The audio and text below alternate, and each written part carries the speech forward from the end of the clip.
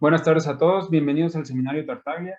En esta sesión vamos a continuar con la tercera parte del minicurso sobre álgebras de Lie, que nos imparten Gil Salgado y María del Carmen Rodríguez Vallarte de la Facultad de Ciencias de la Universidad Autónoma de San Luis Potosí. Pues te cedo directo la palabra, Gil, adelante, por favor. Sí, muchas gracias. Bueno, como ya avisó Mauricio, en realidad esta es la sesión 3, la sesión final. Lo que propusimos pues, fue bosquejar la clasificación de las álgebras de Lie semisimples complejas. Y hacia el final de todo esto, si queda tiempo, pues hablaré acerca de los problemas de clasificación en general para distintas clases de álgebras de Lie. Entonces, quiero empezar haciendo notar algo que se dijo en la sesión anterior cuando se definió la forma de Cartan-Killing para cualquier álgebra de Lie. Hay un teorema clásico que establece exactamente que las álgebras de Lie semisimples son aquellas tales que su forma de Cartan-Killing no degenera. Ahora, de este teorema, uno rápidamente puede probar el siguiente corolario, y el corolario es que las álgebras de Lie semisimples forzosamente se tienen que poder escribir como suma de álgebras de Lie simples. Aquí también nada más voy a bosquejar rápidamente cómo es la demostración, porque en realidad esta demostración vale quitando el rollo de que el álgebra, quitando la hipótesis de que el álgebra sea semisimple y pidiendo que en el álgebra de Lie exista una métrica invariante. Entonces, la demostración esencialmente es la que sigue. Uno puede probar que si tiene un álgebra de Lie con una métrica invariante y tiene un ideal en el álgebra de Lie, entonces el complemento ortogonal vuelve a ser un ideal en el álgebra de Lie. Entonces, como ya tenemos una descomposición en términos de un ideal y el complemento ortogonal, si resulta ser que la métrica restringida al ideal no degenera, entonces la métrica restringida al complemento ortogonal tampoco puede degenerar, y entonces empezamos con un álgebra de Lie y tenemos dos álgebras de dimensión menor, cada una con una métrica invariante. Entonces, claramente, por un argumento de inducción matemática sobre la dimensión, el corolario es que toda álgebra de Lie que admite una métrica invariante se tiene que poder descomponer como una suma de ideales que ya no se pueden descomponer y que también admiten una métrica invariante. En el caso aquí de las álgebras de Lie semisimples, lo que uno puede probar es que cualquier ideal simple cumple la condición de que al restringir cualquier métrica invariante en él, no puede degenerar. Y entonces automáticamente ese ideal simple induce una descomposición en el álgebra en términos de él y su complemento ortogonal. Como el complemento ortogonal debe tener dimensión menor, entonces por inducción se tiene que descomponer como suma de ideales que ya no se pueden descomponer, y esos son exactamente las álgebras de Lie simples que aparecen aquí en el corolario. Bueno, les decía pues, que es un bosquejo de la demostración, entonces voy a intentar ir poniendo las ideas que se fueron desarrollando para poder llegar a la clasificación de las álgebras de Lie semisimples complejas. El primer detalle técnico es el siguiente. Si recuerdan, y por eso aquí lo puse en otro color, uno prueba en un curso básico de álgebra lineal que cualquier transformación lineal, más bien que para cualquier transformación lineal, bueno, recuerden acá que puse al inicio que el campo con el que estamos trabajando son los números complejos, ¿eh? O sea, ya no voy a hacer énfasis en eso, pero estamos trabajando única y exclusivamente en el campo de los números complejos. Entonces, uno prueba el teorema de las formas canónicas de Jordan, que lo que establece es que para cualquier transformación lineal existe una base, y esa transformación lineal, con respecto a esa base, se puede descomponer como una matriz diagonal más una matriz nilpotente. Entonces, esta matriz diagonal, en el caso complejo, se corresponde con una transformación lineal semisimple, y la matriz nilpotente se corresponde con una transformación lineal nilpotente. Entonces, si el álgebra de Lie es semisimple, uno puede probar que existen los equivalentes de estas D y de esta N, que en este caso se llaman la parte semisimple y la parte nilpotente del elemento del álgebra, y que se cumple el equivalente al teorema de las formas canónicas. O sea, cualquier elemento se escribe como su parte semisimple más su parte nilpotente.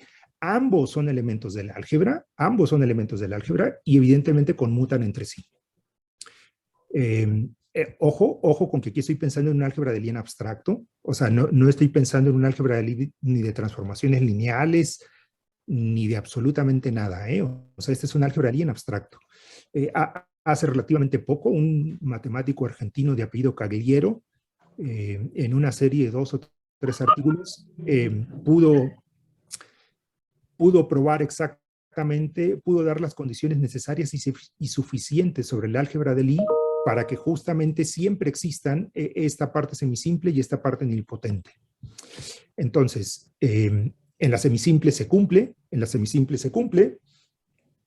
y entonces lo que uno obtiene es que cada vez que uno tiene un álgebra de Lie semisimple, tiene que existir forzosamente una subálgebra H que va a ser maximal, que va a estar generada por los elementos semisimples. Y recuerden, aquí vuelvo a insistir, semisimple, en el caso complejo, equivale a diagonalizable. El álgebra tiene que ser abeliana, y además su centralizador es exactamente ella. Y donde por centralizador pues es exactamente este renglón que está aquí abajo. O sea, son todos los elementos en G que conmuten con todos los elementos de H.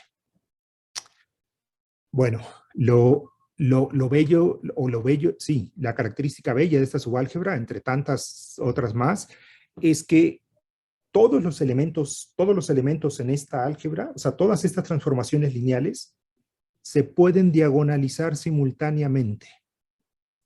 Todas, absolutamente todas esas transformaciones lineales se diagonalizan simultáneamente. Es decir, podemos elegir una base en el álgebra del Lie y todas las matrices asociadas a estas transformaciones lineales A, G de H son diagonales. ¿Y eso qué? Y eso que una colección de transformaciones lineales que son diagonales simultáneamente implica una descomposición en el álgebra de Lie en la cual estemos trabajando. Entonces, eso da pie a definir estos subespacios, G alfas, y vean la condición. Lo que estamos pidiendo es que la de H en un X sea alfa H por X. Evidentemente aquí se me pasó decir este alfa es un elemento que vive en G dual. O sea, es una transformación lineal. Bueno, de hecho, en realidad en H dual. En H dual. Es una transformación lineal tal que al evaluarlo en un elemento de H me recupera un escalar. Entonces, vean que esos subespacios G alfa, digamos que son los subespacios invariantes comunes a todas las posibles transformaciones lineales de la forma de H. Entonces, en particular, uno podría tomarse el alfa igual a 0. Resulta ser que si uno pone alfa igual a 0 aquí en esta ecuación, lo que está calculando es el centralizador, pero justamente acabamos de observar que el centralizador volvía a ser H.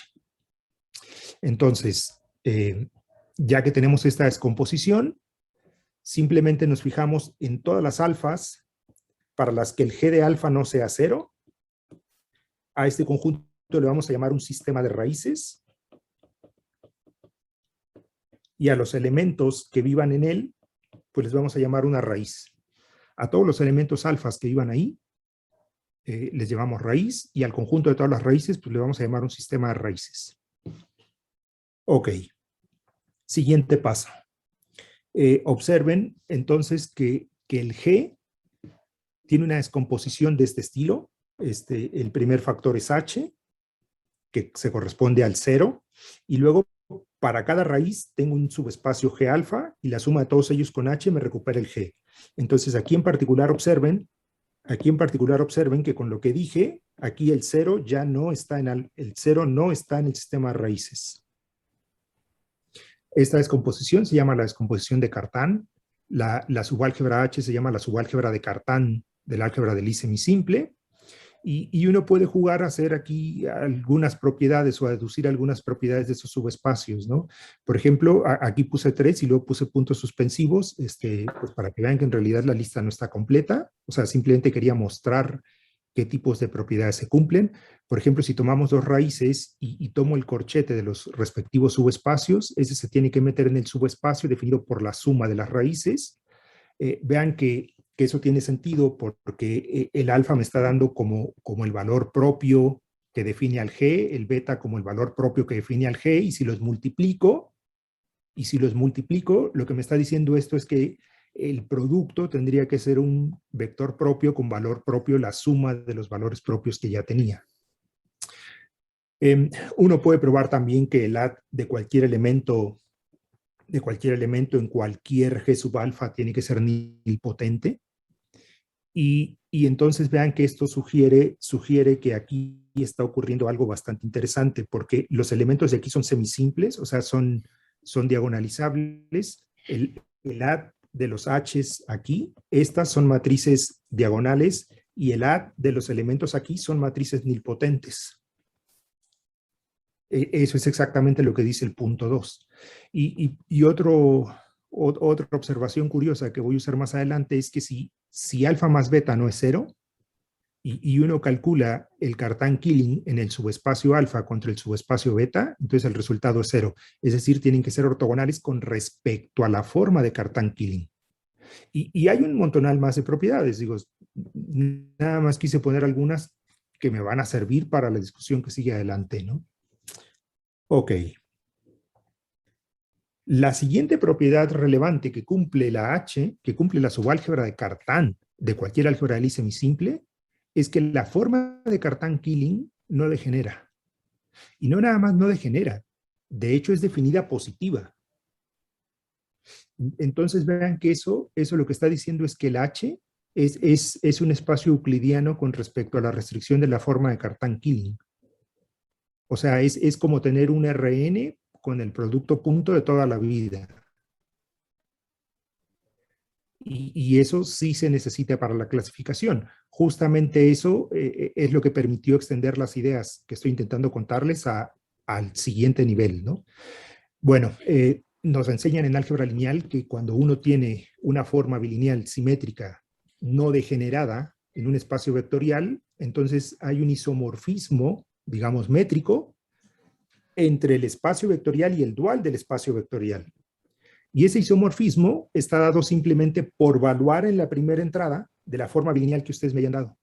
Entonces, en particular, si yo tengo una raíz cualquiera, que en este caso le llamé alfa, dado que el KG bemol es un isomorfismo, entonces tiene que ser suprayectivo, por lo tanto tiene que existir un único elemento T alfa, ese T alfa vive en H, y la imagen bajo ese isomorfismo es exactamente el H. Eso lo que significa es que esta ecuación que está aquí se tiene que cumplir pues para todo H en H. Y de manera simbólica, pues lo que estaría diciendo es que la imagen del T alfa bajo el isomorfismo bemol asociado a la forma de Cartan-Killing, pues significa haber evaluado la forma de Cartan-Killing en la primera entrada con el T alfa y la segunda dejarla libre, ¿no? Eso es lo que está diciendo esta ecuación de aquí arriba, ¿no? Lo que está diciendo es exactamente esto, y por notación eso es esto que está aquí. Entonces vean que también eso es algo bastante interesante, porque resulta ser que para toda raíz, yo le voy a poder asociar un único elemento en la subálgebra de Cartan. Y vamos a estar jugando con pasar de los elementos de la subálgebra de Cartan a las raíces, y de las raíces a los elementos en la subálgebra de Cartan. Entonces, esta T alfa va a jugar ahorita un papel relevante. Uno puede probar entonces que el sistema de raíces siempre va a generar a todo el dual del álgebra de Cartan. Uno puede probar que si uno toma cualquier raíz, entonces su negativo vuelve a ser una raíz. Y luego vean lo que dice el inciso C. El inciso C dice que si se toman una raíz y el negativo de esa raíz, que dijimos que también es raíz en el inciso anterior, y se toman ustedes cualesquiera dos elementos, uno en G alfa y otro en el G menos alfa, el producto es exactamente un múltiplo del T alfa. Y el múltiplo queda dado por evaluar la forma de Cartan-Killing en exactamente esos dos vectores. El inciso D pues, es simplemente una consecuencia del inciso C. Y el punto súper importante es el que está en azul. Lo que está diciendo es, tómense cualquier raíz, la que quieran. Tómense un vector en el respectivo subespacio que no sea el 0. Entonces, existe otro vector en el negativo, en el subespacio del negativo de la raíz, y se puede definir H alfa como el producto de ambos, que cumple exactamente esta condición que estoy dando yo aquí a la derecha, o sea que sea 2T alfa entre la norma al cuadrado del T alfa, y resulta ser que el álgebra que generan con ese H alfa, con ese X alfa y con ese Y alfa es en realidad SL2. Esto es crucial para la teoría porque lo que está diciendo es que en realidad por cada raíz en el álgebra de Lie semisimple, ustedes tienen bien metidita una copia de SL2 en el álgebra con la cual estén trabajando.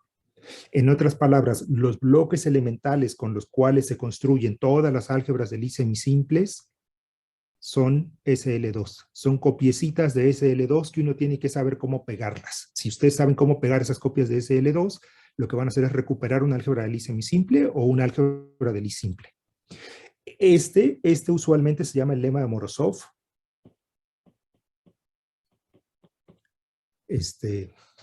Y pues es impresionante. Lo que dice es que basta con entender SL2 y cómo se comporta para que uno pueda reconstruir prácticamente toda la teoría. En particular, la teoría de representaciones. En particular, la teoría de representaciones se basa exactamente en este resultado. Bueno, ¿qué más podemos probar una vez que tenemos estos sistemas de raíces? Pues miren, si se toman unos múltiplos, los únicos múltiplos de alfa que vuelven a ser raíz son exactamente el más y el menos 1. O sea, si alfa es raíz, 2 alfa no puede ser raíz, 3 alfa tampoco puede ser raíz, 1/2 de alfa tampoco puede ser raíz, etcétera, etcétera. Los únicos que vuelven a ser raíces son alfa y menos alfa, punto. Luego, si se toman cualesquiera dos raíces, observen que a este alfa le puedo asociar, según el lema anterior, este H alfa. Le puedo asociar este H alfa. Y entonces resulta ser que si ustedes evalúan beta en ese H alfa, eso es un número entero. Siempre. Eso es un número entero. Y más impresionante, si ustedes calculan ahora beta menos S escalar por alfa, eso vuelve a ser raíz. De hecho, justo lo que intento hacer aquí es mostrarles qué es lo que está sugiriendo esa cuenta que está ahí. Antes de eso, bueno, resulta ser que estos números enteros que uno se puede construir a partir de cualquier par de raíces, se les llaman los enteros de Cartan, y que si uno fija un orden más adelante, vamos a poder construir una matriz, que evidentemente se va a llamar la matriz de Cartan, y esa matriz también juega un papel relevante en lo que vamos a hacer. Entonces, miren, recuerden que el T beta era el único elemento tal que bajo la forma de Cartan-Killing me regresaba al elemento beta.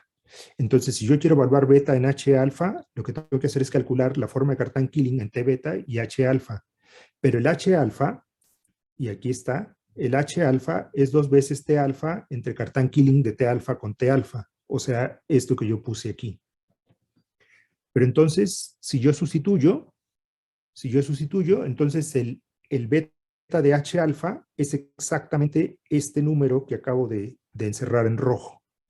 Y entonces esta expresión que estoy remarcando acá arriba, cuando le escribo acá abajo, vean que lo que está haciendo es definir una función que a beta la manda a beta menos 2 veces el producto de T alfa con T beta entre la norma del T alfa al cuadrada por alfa. Eso, eso es geometría, y dado que les dije que el K alfa en realidad es un producto interno, cuando me restrinjo al H, entonces aquí todo mundo tendría que pensar en la palabra reflexión. Aquí tiene que haber una cierta reflexión asociada a esta operación que se está haciendo. Ok, entonces, notación. Como este número del que les he estado diciendo que iba a calcular explícitamente y que es el beta en H alfa, va a aparecer en toda la discusión, lo que acostumbra hacer la gente es introducir una nueva notación. En este caso son los paréntesis triangulares. Entonces, paréntesis triangular de beta con alfa es evaluar la raíz beta en el H alfa asociada a la raíz alfa. Eso es este numerito que está aquí, y ya sabemos que eso es un número entero. Observen que esto que está aquí no es simétrico. No es simétrico porque si yo cambio el alfa con el beta, pues evidentemente tengo que evaluar alfa en H beta, y entonces estoy intercambiando los papeles de beta con alfa. Esto no es simétrico, pero esto nada más es notación. Ok, entonces, ya con todas estas ideas que les acabo de decir que cumplen los sistemas de raíces, lo que hizo la gente fue abstraerse y decir, ok, entonces, a ver, la subálgebra de Cartan en realidad es un espacio euclidiano y tengo una cierta lista de propiedades que se están cumpliendo. ¿Cuál es el número mínimo de propiedades que se necesitan si yo quiero axiomatizar ese concepto? Bueno, el número mínimo de propiedades son estas 4 propiedades que están aquí. Entonces, uno puede empezar con su espacio euclidiano favorito. Aquí los paréntesis redondos son un producto interno en E. Y entonces podemos llamarle a un conjunto de vectores en E un sistema de raíces si cumplen los siguientes axiomas. 1, el conjunto tiene que ser finito, tiene que generar y no puede contener al cero. 2, si yo tengo un elemento en el sistema de raíces, sus únicos múltiplos que vuelven a ser raíces son él y su negativo. Tercer propiedad, alfa, cualquier vector ahí en phi, en el sistema de raíces, va a definir una reflexión, y esa reflexión tiene que dejar invariante a todo el sistema de raíces. Y cuarta y última propiedad, si yo tomo cualesquiera 2 vectores en el sistema de raíces, su producto interno tiene que ser un número entero. Entonces, estas 4 propiedades, estos 4 axiomas engloban absolutamente todas las propiedades que les he dicho y permiten hablar de sistemas de raíces en general. Bueno, ¿cuál es la reflexión asociada a un vector? Pues la reflexión asociada a un vector es la siguiente. Se toma uno el vector en el espacio euclidiano, se fija uno en el hiperplano ortogonal a ese vector, o sea, en su complemento ortogonal, y entonces la reflexión, pues es exactamente esta función que estoy subrayando en rojo. Vean que esta regla que acabo de subrayar es exactamente la que sobre la que estuve haciendo, o que estuve insistentemente remarcando que tenían que reconocer y que estaba escrita en azul, ¿no? Subo la pantalla nada más para que vean, es exactamente esta regla que está aquí, donde aquí estamos, bueno, aquí me faltó una G, uy, donde aquí lo que estamos haciendo es hacer énfasis en que el producto escalar que tenemos es Cartan-Killing y no es un producto arbitrario, pero da igual. Bueno, evidentemente esta reflexión lo que va a hacer es que al vector alfa lo va a cambiar al vector menos alfa, y esta reflexión, si me restrinjo al hiperplano ortogonal, pues evidentemente es la identidad. A esos vectores no les va a hacer absolutamente nada. El otro concepto relevante aquí es que el grupo de Weyl asociado al sistema de raíces es el grupo que se genera con todas las posibles reflexiones definidas por cada una de las raíces en el sistema de raíces. Y se denota con una W mayúscula. Ok. Entonces, dado que los paréntesis triangulares denotaban el evaluar, les recuerdo, en este caso alfa beta sería evaluar alfa en H beta, y que esto no es simétrico, pero que eso se pueden calcular en términos de un producto interno. Entonces uno puede escribir la reglita usual del producto interno en términos de la norma de los vectores y del ángulo entre los vectores, y uno puede verificar fácilmente que este producto va a estar dado por 4 veces el coseno cuadrado de teta. Entonces eso implica que el producto de esos dos números de Cartan tiene que ser mayor o igual que 0, pero entonces eso implica que los signos de esos números de Cartan tienen que ser iguales. Uno se pone a jugar con esa cota, porque si ese producto tiene que ser a lo más 4, entonces las posibilidades son 0, 1, 2, 3 y 4. Uno se pone a hacer caso por caso. Rápidamente uno llega a la conclusión de que ese producto no puede ser 4, o sea, la cota es eso, es nada más una cota. Los posibles valores son 0, 1, 2 y 3, y como los signos tienen que ser iguales, los posibles casos son exactamente los que están marcados aquí en pantalla. El primer caso es que los vectores sean ortogonales. Entonces el cociente de las normas no se puede determinar porque no hay forma de despejar. Luego el siguiente caso es que sea 1. Como estamos ante la presencia de un producto interno, entonces los ángulos entre los vectores solamente pueden ser pitercios o 2 pitercios, según está aquí. Y luego tenemos los casos en los que el producto da 2, que son estos dos que están aquí. Uno también puede calcular los ángulos entre los vectores.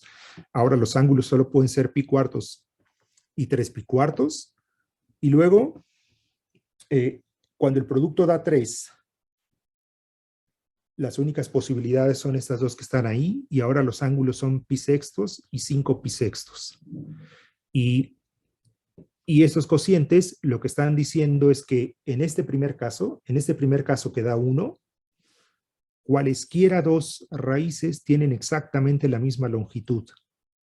Sin embargo, vean que en los siguientes casos uno siempre va a tener que va a haber unas raíces que tienen más longitud que otras raíces. Pero tampoco no son tantos casos, ¿no? O es 2 veces más grande o es 3 veces más grande. Ok. Siguiente paso.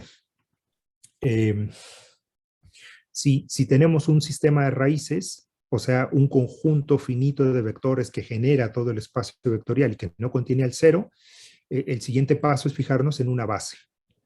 Pero, y esta es la parte genial aquí, no es cualquier base, sino que tiene que cumplir exactamente con esta propiedad que estoy subrayando en rojo. O sea, sí queremos que sea una base de todo el espacio vectorial, pero además queremos que cada elemento en el sistema de raíces se puede escribir con todos sus coeficientes no negativos o con todos sus coeficientes no positivos. O sea, no quiero que haya intercambios de signos. Cualquier raíz se tiene que poder escribir solamente o con coeficientes no negativos, es decir, 0 o positivos, o con todos sus coeficientes no positivos, o sea, 0 y negativos. A los elementos de una base se les llama raíces simples. A la cardinalidad de la base se le suele denotar con una L minúscula, y a eso se le llama el rango del álgebra de Lie. Se puede definir una altura asociada a una raíz, que es simplemente la suma de sus coeficientes, de los escalares que necesito para expresar la raíz en términos de la base. Se puede hablar de raíces positivas o de raíces negativas en función de que todos los coeficientes sean mayores o iguales que 0 o menores o iguales que 0. Eso induce una descomposición en el sistema de raíces en términos de raíces positivas y negativas. Y de hecho esto induce un orden parcial en el sistema de raíces. Y uno puede probar que siempre va a haber una raíz que es la más grande. O sea, siempre va a haber un elemento maximal en el sistema de raíces. Y esa raíz maximal juega un papel importante en la teoría de representaciones. Aquí para lo que voy a hacer, no. Entonces simplemente lo comento y ya está.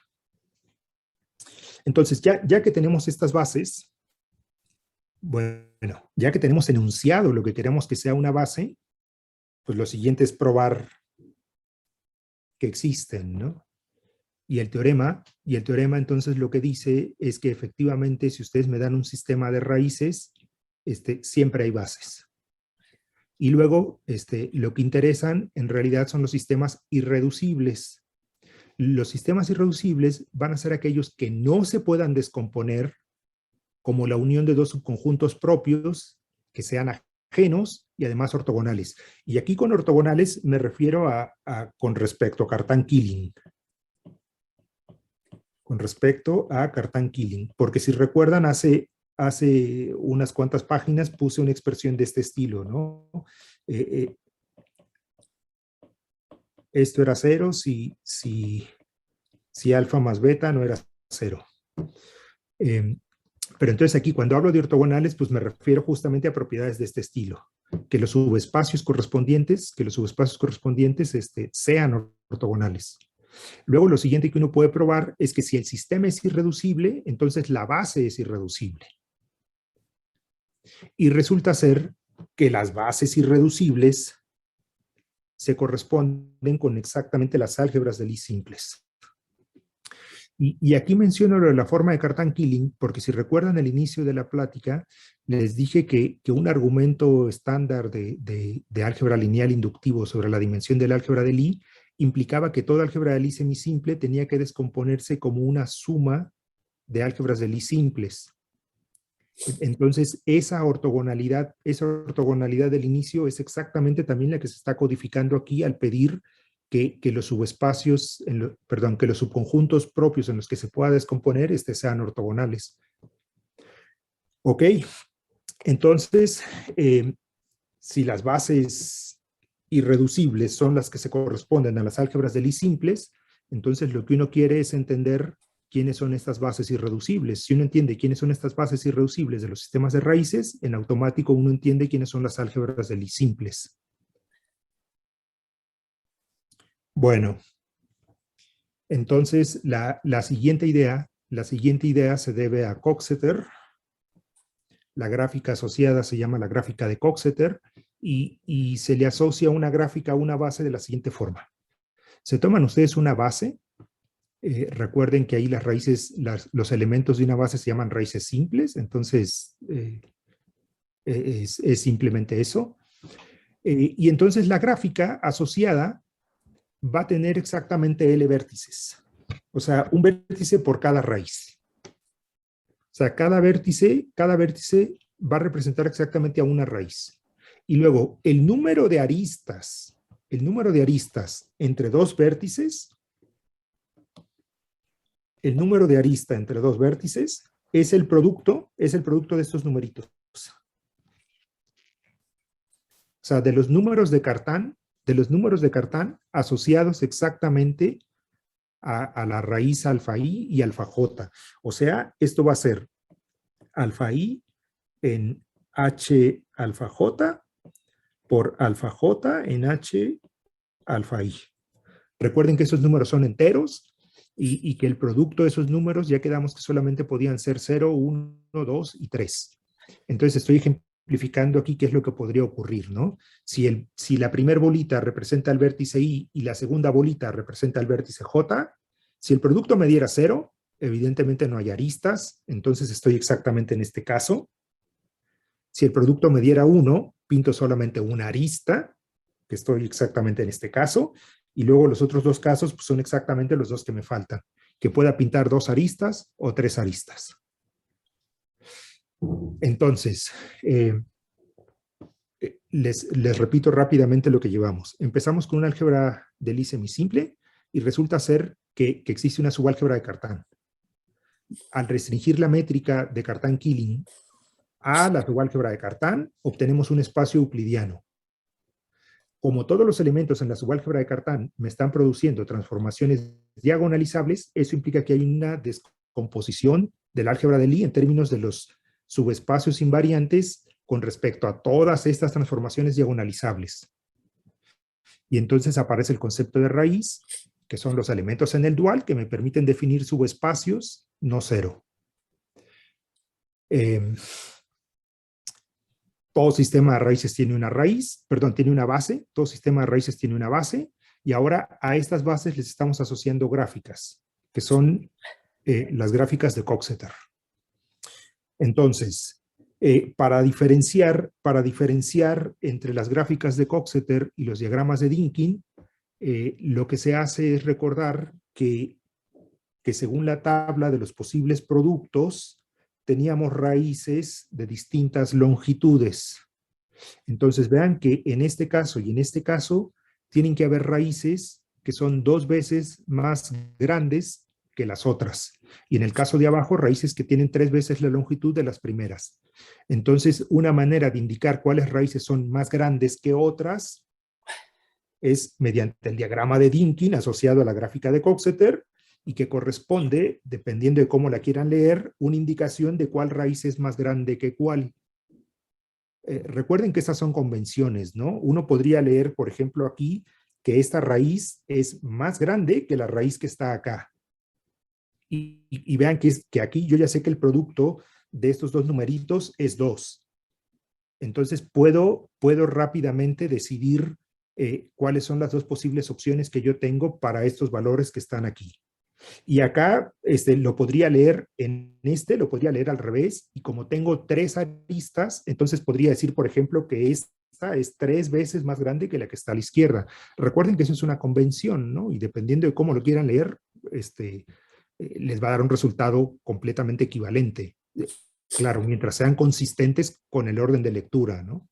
Entonces, a partir de la gráfica de Coxeter, uno puede pasar al diagrama de Dynkin, indicando exactamente cuáles son las raíces que son más grandes. Y esa es la diferencia entre la gráfica de Coxeter y un diagrama de Dynkin. Entonces, la buena noticia es que se pueden clasificar todas las gráficas de Coxeter que provienen de bases irreducibles.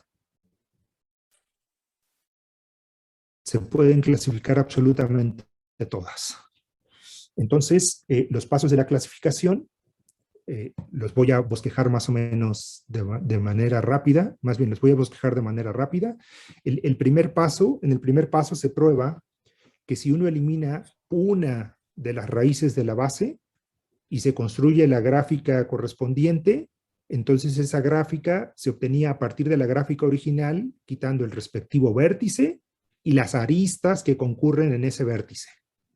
Y eso sigue siendo una gráfica de Coxeter válida.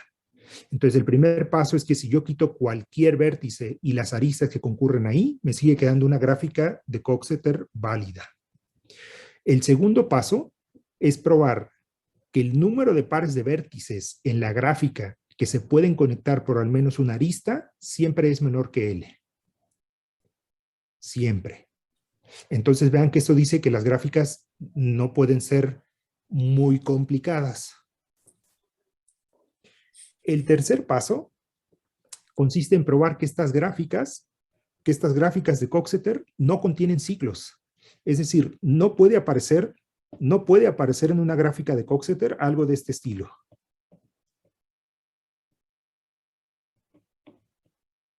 Algo de este estilo es imposible. Esto no puede aparecer.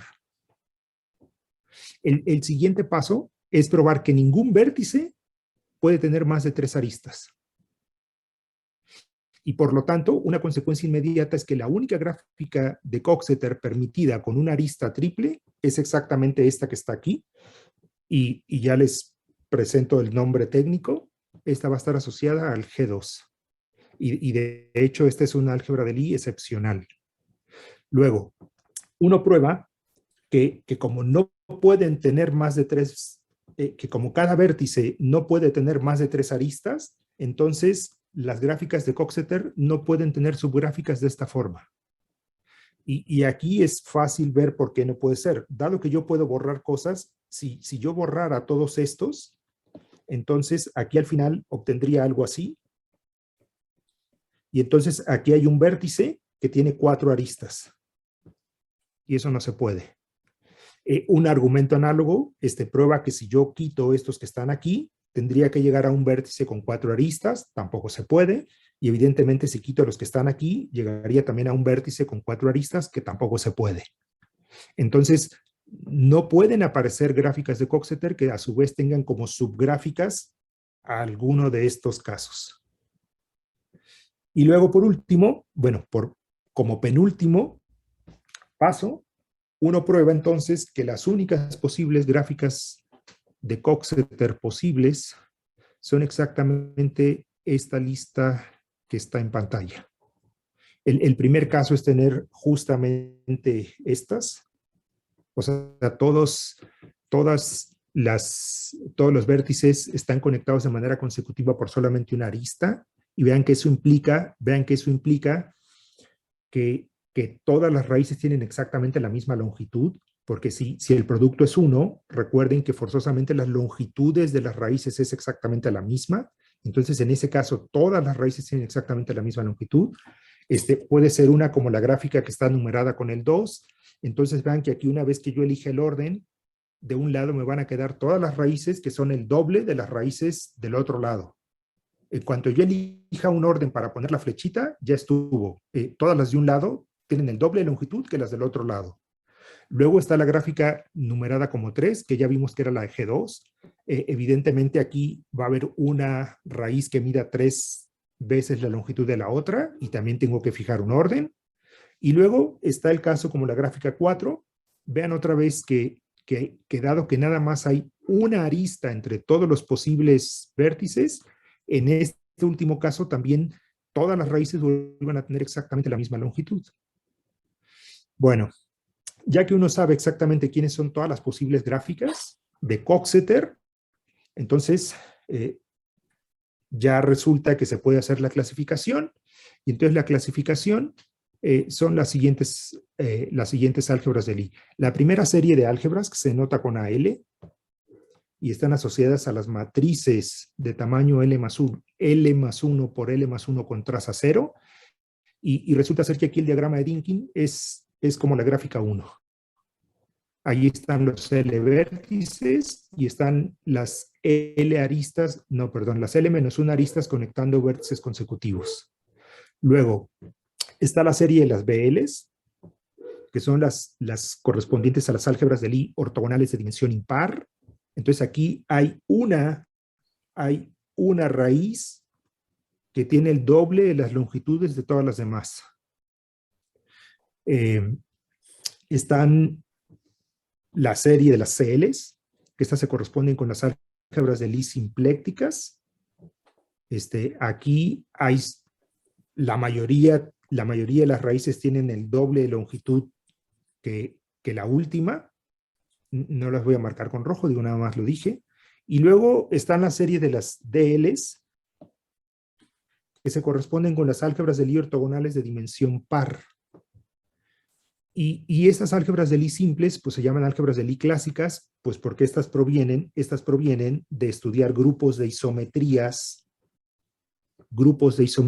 asociadas o a una forma bilineal simétrica definida positiva, o a una forma bilineal antisimétrica no degenerada.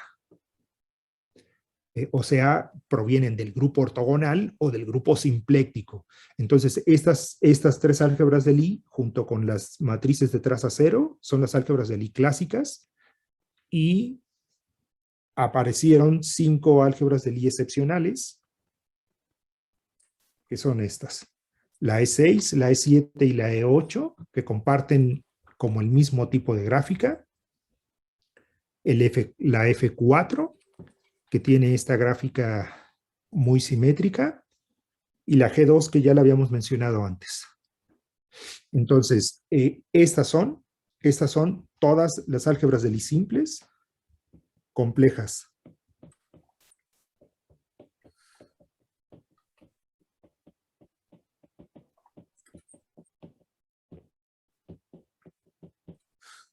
Entonces, estas son las álgebras clásicas más las álgebras de Lie excepcionales.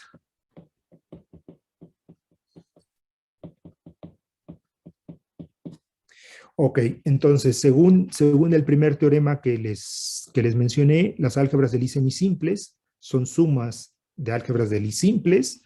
Entonces, si yo tengo la clasificación de las álgebras de Lie simples, que son exactamente estas que están aquí, entonces tengo la clasificación de todas las álgebras de Lie semisimples. Forzosamente tienen que ser una suma finita, una suma finita de álgebras de Lie simples, donde cada una de las álgebras de Lie simples tiene que ser isomorfa a alguna de las de esta lista que estoy moviendo hacia arriba y hacia abajo. Bueno, entonces esta parte pues termina la clasificación, el bosquejo de la clasificación de las álgebras de Lie semisimples complejas. Entonces, en esos últimos 10 minutos, permítanme hablar un poco más acerca de la clasificación en general. Entonces, clasificación en general. Bueno, entonces, si uno tiene una álgebra de Lie cualquiera, Mari Carmen probó en la sesión anterior que uno puede construir el radical de G, y este es un ideal soluble máximo en G. Y luego también notó, o les hizo notar, que si uno se fija en este cociente, entonces esta álgebra que está aquí ya es semisimple. Y les recuerdo que la definición de semisimple eran las álgebras de Lie tales que su radical era 0. Entonces, si ya tomé el máximo ideal soluble y hice cociente por él, en lo que me queda ya no puede haber ideales solubles. El teorema de correspondencia me dice que si aquí hubiera un ideal soluble, entonces en G tendría que tener un ideal soluble que es más grande que el máximo, y eso es imposible. Entonces, este es semisimple. Lo grandioso de esto es que existe una subálgebra que voy a anotar con GL, contenida en G, y esta GL es isomorfa a esta álgebra que está aquí. Esa subálgebra GL que existe es la subálgebra de Levi.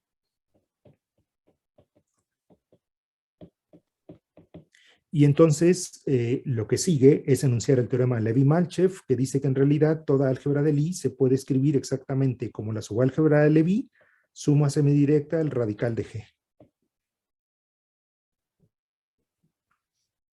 Y aquí lo que quiero hacer notar es exactamente eso.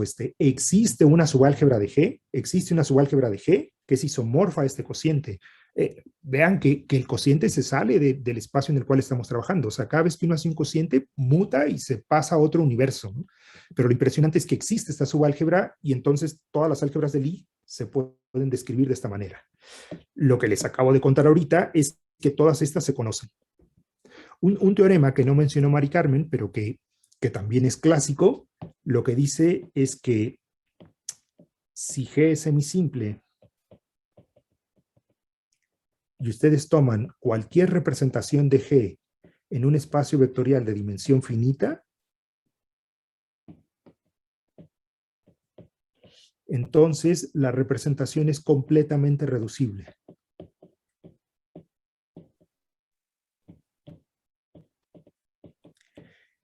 ¿Por qué menciono esto? Pues porque miren, si ustedes quieren clasificar álgebras de Lie partiendo de una álgebra de Lie semisimple, lo que necesitan aquí para hacer esta construcción es exactamente una representación de esta álgebra en el GL del radical del álgebra. Entonces la representación queda completamente determinada por esta frase de que es completamente reducible. Es decir, esta representación se puede reconstruir a partir de las representaciones irreducibles asociadas a GL. Y GL es una álgebra semisimple, que a su vez es una suma de simples, entonces las representaciones irreducibles de las simples se conocen, por lo tanto las representaciones irreducibles de las semisimples se conocen, y por lo tanto este teorema me dice que yo puedo hacer todos los cálculos aquí explícitamente si tengo la suficiente paciencia de sentarme e irlos implementando uno por uno. Pero ojo, esto no termina el problema, porque eso lo tendría que hacer para una álgebra de Lie soluble en particular. Entonces, la siguiente pregunta es, ¿cuáles son las álgebras de Lie solubles?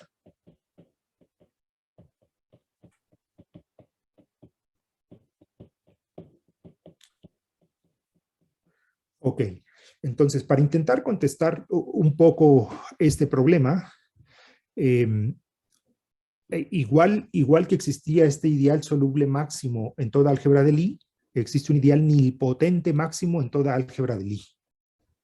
Entonces, dada G, existe el nil radical de G, y este ahora es un ideal nilpotente máximo. De hecho, uno puede probar que el nil radical de G tiene que estar contenido en el radical de G, porque también algo que observó Mari Carmen cuando nos contó esta parte era que toda álgebra de Lie nilpotente tenía que ser soluble. Entonces, el máximo ideal nilpotente pues tiene que estar contenido en el máximo ideal soluble, porque en particular este es soluble. Bueno, si yo empiezo con un álgebra de Lie soluble, se pueden probar dos cosas. Primero, que el primer ideal derivado se tiene que ir a meter al nil radical. Y este es un ejercicio básico porque el primer ideal derivado de un álgebra de Lie soluble tiene que ser nilpotente, y si este es un ideal nilpotente y este es el más grande, se tiene que meter ahí. Y la segunda condición es que la dimensión del nil radical siempre tiene que ser mayor o igual que un medio de la dimensión de G. Siempre. Entonces, esto da indicios de cómo se tienen que poder construir las álgebras de Lie solubles a partir de las álgebras de Lie nilpotentes. Esto lo que dice es que toda álgebra de Lie soluble se tiene que poder escribir como un cierto subespacio que voy a llamar A, más una álgebra que voy a llamar N, y esta álgebra N tiene que ser el nil radical. Pero además, el hecho de que al multiplicar todos los elementos de G se metan en el nil radical, lo que dice es que si yo me tomo dos elementos que vivan en A, el producto de ellos tiene que estar en el nil radical. Entonces, técnicamente eso lo que está diciendo es que tiene que existir un 2 cociclo con valores en el nil radical y dominio en A, que es el que me permite describir la estructura de estas álgebras de Lie. En otras palabras, lo que estoy intentando decirles o venderles es que todas las álgebras de Lie solubles se pueden clasificar si clasificamos las álgebras de Lie nilpotentes. Porque a partir de una álgebra de Lie nilpotente y de un subespacio y de un 2 cociclo, yo me puedo construir exactamente estas álgebras de Lie solubles. Y entonces, claro, si les empiezo a decir, mira, para una álgebra de Lie necesito el álgebra semisimple y el álgebra soluble. Las semisimples ya están. Y luego, para las solubles, en realidad necesito las nilpotentes. Ah, pues nada, nos clasificamos las nilpotentes y ya acabamos. Pues no. El problema de clasificar todas las álgebras de Lie nilpotentes es imposible.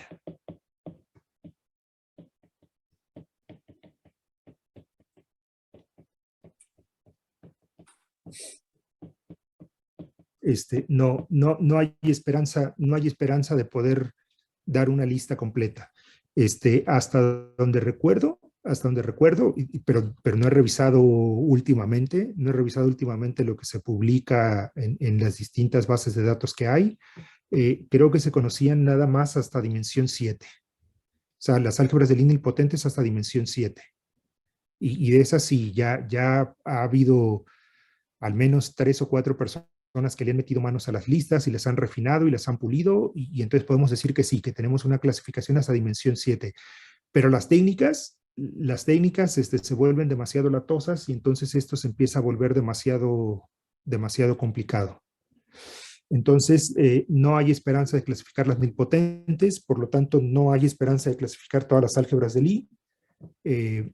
Lo que hacemos algunos es imponer condiciones sobre la existencia de estructuras adicionales en las álgebras de Lie, como por ejemplo que haya una estructura de contacto invariante, o que haya una métrica invariante, o que haya una estructura simpléctica exacta invariante por la izquierda, y entonces uno puede decir algunas cosas sobre esa clase de álgebras de Lie. En algún momento también con Mari Carmen nos planteamos el problema de intentar entender la clasificación de las álgebras de Lie en términos de los sistemas de raíces, y ya nada más como comentario curioso para terminar con la plática, el caminito que seguimos fue, ok, queremos clasificar álgebras de Lie o superálgebras de Lie en términos de sistemas de raíces. Y luego, leyendo la literatura, resultó que teníamos que estudiar álgebras de Lie que admitieran métricas invariantes. Entonces nos fuimos a leer los rollos de métricas invariantes porque parecía que ese era el escenario en el cual era posible que existieran los sistemas de raíces. Pero cuando llegamos a las álgebras de Lie con métricas invariantes, nos enteramos que había una construcción debida a Victor Katz, que era el proceso de la doble extensión. Entonces dijimos, bueno, es que si queremos entender las álgebras de Lie con métricas invariantes, tenemos que entender el proceso de la doble extensión. Y nos pusimos a estudiar el proceso de la doble extensión y luego mutamos a aplicar el proceso de la doble extensión en álgebras de Lie de contacto, nos desviamos y nunca hemos hecho nada acerca de los sistemas de raíces. O sea, empezamos con un problema, nos fuimos moviendo porque queríamos entender ese problema y luego terminamos en otro problema completamente distinto y nunca hemos regresado a ver qué podríamos decir. En fin, pues nada, les agradezco mucho la atención. Aquí termino la charla.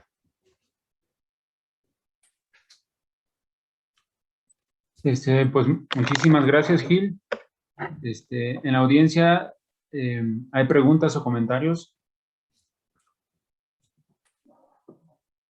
Hola Gil, ¿me escuchas? Sí, por supuesto, Iván. Hola, pues como siempre te agradezco.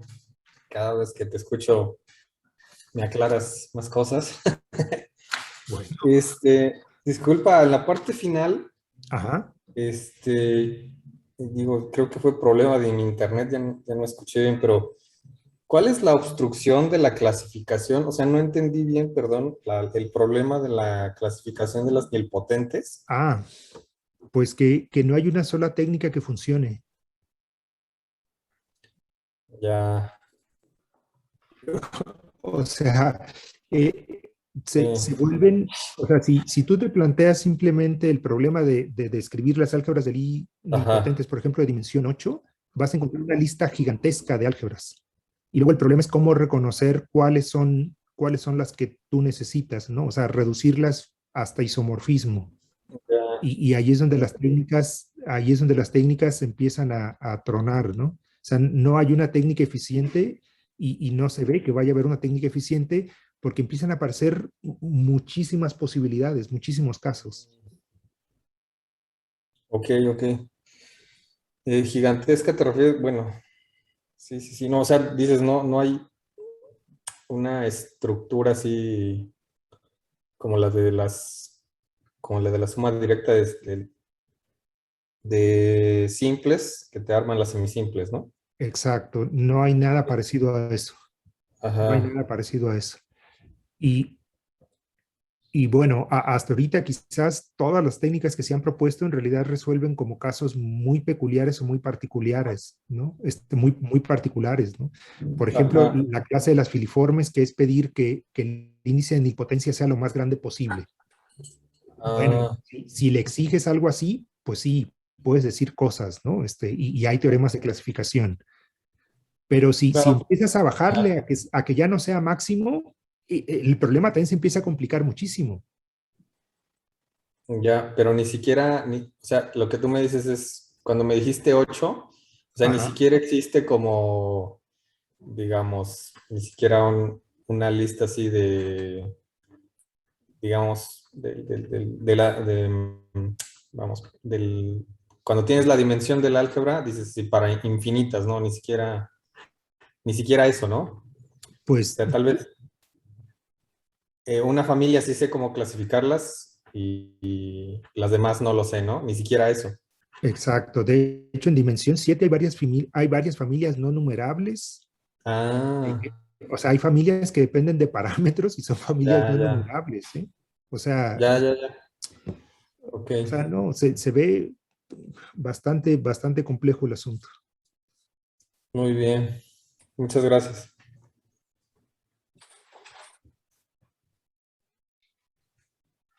No sé si hay alguna otra pregunta en la audiencia.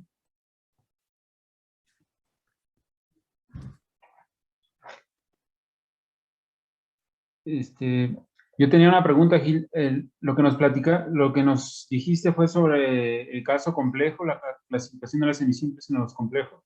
¿Qué pasa en Ajá. el campo de los reales? Se complica un poco la clasificación y básicamente es porque el lema de Schur ya no sigue siendo válido en el caso real. El lema de Schur es un teorema muy importante que te dice que las funciones equivariantes entre representaciones irreducibles, cuando estás en el campo de los números complejos, solamente pueden ser múltiplos de la identidad. En el caso real tienes que distinguir la dimensión par con la dimensión impar, y el problema es que en dimensión par no aparecen solamente los múltiplos de la identidad, aparece otra función más que empieza a volver las cuentas un poco más complejas. Y entonces a la hora de querer sacar las estructuras reales, pues tienes que tener mucho más cuidado con esa otra función que apareció ahí para poder hacer la clasificación. Pero sí, ya es algo que ya se sabe bien la clasificación de los reales. No, sí. O sea, evidentemente eso ya está resuelto, ¿no? O sea, después de que se clasificaron todas las complejas, se fueron sobre las reales, y a pesar de que la clasificación es un poco más latosa, sí, evidentemente ya se tiene la clasificación real. Sí. Ok. Sí, pero por ejemplo, algo que mencionaba en la primera sesión, creo que no hay una clasificación todavía de las álgebras de Lie simples si el campo es Z2, por ejemplo. Ok. Entonces, O sea, si quitas la característica 0 y en particular le pones característica 2, ya es otro problema completamente distinto, ¿no? ok. Bueno, entonces, y salvo eso, ¿hay otros campos que se sigan estudiando su clasificación? O sea, como que Um, creo que ya sé. no, no estoy seguro. Digo, yo las cosas que busco siempre son con campos de característica 0 porque es a lo que estoy acostumbrado a trabajar, ¿no? Pero no recuerdo haber visto, salvo ese artículo donde presentaban nuevos ejemplos de álgebras de Lie simples sobre Z2 y que mencionaban entonces que la clasificación estaba lejos de encontrarse. No recuerdo haber visto algo recientemente, ¿no? Pero también puede ser que se me haya pasado. Tampoco está uno ahí pegado viendo a ver qué sale, ¿no? Sí, sí. Bueno, pues gracias, Gil. No sé si hay algún último comentario.